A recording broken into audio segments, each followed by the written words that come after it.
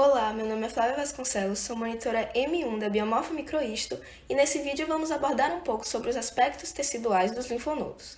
Bom, antes de mais nada, é importante que a gente saiba que os linfonodos são órgãos linfóides secundários, ou seja, diferentemente dos órgãos linfóides primários, como o timo e a medula óssea, que participam da formação e maturação dos linfócitos virgens, o linfonodo como órgão linfóide secundário participará da ativação da imunidade adaptativa, sendo então sítio de proliferação e também da conclusão da diferenciação desses linfócitos. Além disso, os linfonodos funcionam como filtros da linfa e são localizados ao longo do trajeto dos vasos linfáticos por praticamente todo o corpo.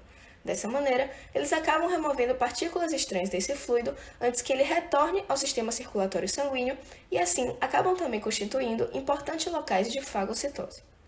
Externamente, a estrutura do linfonodo compreende uma margem convexa, que constitui o local de chegada dos vasos linfáticos aferentes, ou seja, aqueles que trazem a linfa de diversas partes do sistema linfático para o linfonodo, e uma margem côncava, onde encontra-se o hilo, que serve como local de entrada e saída de estruturas vasculares, estruturas nervosas e também do vaso linfático eferente, que transporta a linfa já filtrada para fora do linfonodo. Agora, em relação à composição histológica do linfonodo, podemos dividi-la em duas partes, o estroma e o parênquima.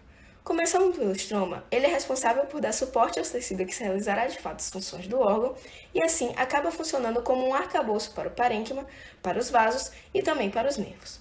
Esse estroma é composto por uma cápsula de tecido conjuntivo denso não modelado que envolve o órgão completamente e emite projeções para o seu interior, dividindo de maneira, então, incompleta o seu parênquima.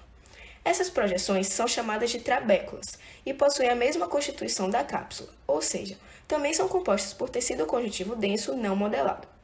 Abaixo dessa cápsula e ao redor dessas trabéculas, encontramos os seios subcapsulares e os seios peritrabeculares, que serão locais de passagem da linfa dentro do linfonodo. Além disso, o tecido reticular, composto por células e fibras reticulares, forma uma fina rede de sustentação para os vários tipos celulares em todo o órgão. Bom, já em relação ao parênquima do linfonodo, ele é dividido em três regiões: o córtex, que é a camada mais externa, o paracórtex, que é a camada intermediária, e, por fim, a medula, que é a camada mais interna.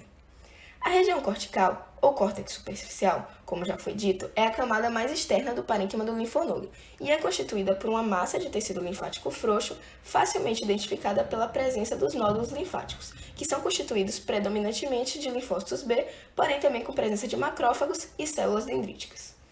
Quando nesses nódulos um ou mais linfócitos B sofrem um processo de ativação e consequente proliferação celular, torna-se visível uma área clara ao centro do nódulo, chamada então de centro germinativo. Já a região paracortical ou córtex profundo está entre o córtex e a medula, e é desprovida de nódulos linfáticos e contém a maioria das células T do linfonodo, podendo assim ser considerada uma região timo-dependente. Além dos linfócitos T, ela possui outros tipos celulares também, como células reticulares, plasmócitos e também macrófagos. Outra característica dessa camada é a presença das vênulas de endotélio alto, que desempenham um importante papel na circulação e também da concentração da linfa, além de funcionar como um meio para a recirculação de linfócitos, ou seja, linfócitos que saíram do linfonodo pela linfa e foram direcionados para o sistema circulatório serão então conduzidos de volta para o linfonodo, pelas vênulas de endotélio alto durante a irrigação do seu parênquima. Por fim, temos ainda a camada mais interna, a medula, que é o local onde de fato acontecerá a filtração da linfa e é organizada em cordões medulares de tecido linfático separado por seios. Os cordões são uma região rica em linfócitos B, além de macrófagos, plasmócitos e células dendríticas. Já os seios medulares possuem um arcabouço de células e fibras reticulares por onde os macrófagos emitem pseudópodos, que monitorizarão a linfa durante sua passagem. Essa rede reticular e os pseudópodos dos macrófagos retardam o fluxo da linfa e aumentam então a sua filtração. Bom, por fim, é importante salientarmos que a filtração da linfa nos linfonodos segue um trajeto unidirecional, que se inicia pelos vasos linfáticos aferentes, que chegam ao linfonodo por sua margem convexa e trazem a linfa de diferentes partes do corpo.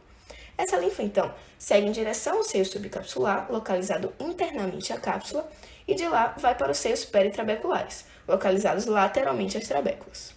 Por fim, então, ela segue o seu caminho em direção aos seios medulares, localizados na região medular do parênquima do linfonodo, e deixa o órgão pelo seu hilo, saindo então pelo vaso linfático eferente. Bom, essa foi minha aula, eu espero que vocês tenham gostado e até uma próxima.